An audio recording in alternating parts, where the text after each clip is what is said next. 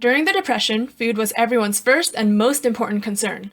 Many people were poor and starving because they didn't have any jobs, which meant they didn't have any money, which also meant they had no food. So how did people survive and avoid starving to death?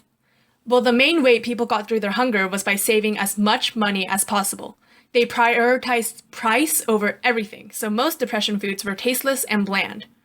There were also radios and magazines that taught women how to create the most nutritious and filling foods in the cheapest ways possible.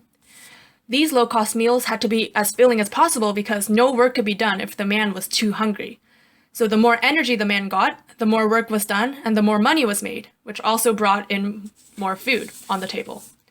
There were also many foods that were filling and cheap. For example, there was a bland white sauce that people made from a mixture of milk, butter, salt, and flour. They poured the sauce over casseroles and other low-budget meals. Now, meat was a very filling dish, which is good for a Depression food, but it was way too expensive. In fact, it was actually considered very rare during these times. So as a substitute, people ate cheaper filling foods, such as beans, pancakes, and sardines. People also saved money by eating berries or kern kernels from the wild, and if they were fortunate enough to have a farm, they ate homegrown foods instead of buying anything.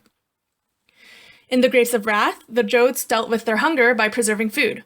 For example, before their journey, Ma salts the pork in order to last their whole journey west. There are also many mentions in the book of people eating fried dough to fill their stomachs, which was also another cheap filling food.